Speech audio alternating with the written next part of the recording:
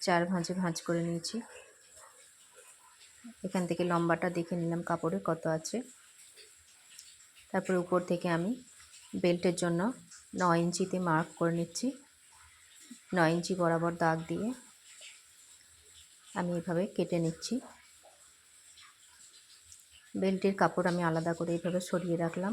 এবারে নিচের ঘেরটার জন্য আমি এইভাবে ওপর থেকে 1/2 ইঞ্চিতে মার্জিন দিয়ে নিচ্ছি।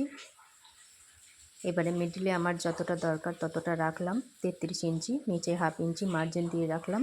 এটা ভিতর পটি দিয়ে দেবো আমি।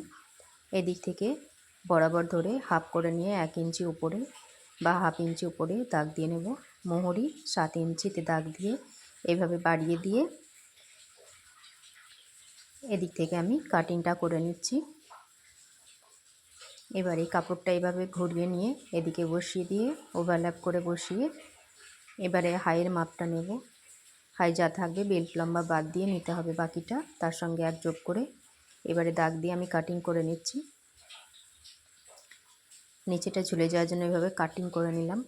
এবার মিয়ানির জন্য আমি দুটো পার্ট নিয়ে নিলাম। এভাবে ভাঁজ করে নিয়ে লম্বায় 7 ইঞ্চি আর চওড়াতে 5 ইঞ্চি নিয়ে হাফ হাফ করে ভাগ করে নিলাম। 2.5 ইঞ্চি করে নিয়ে দাগ বাড়িয়ে দিয়ে এভাবে কাটিং করে নিচ্ছি।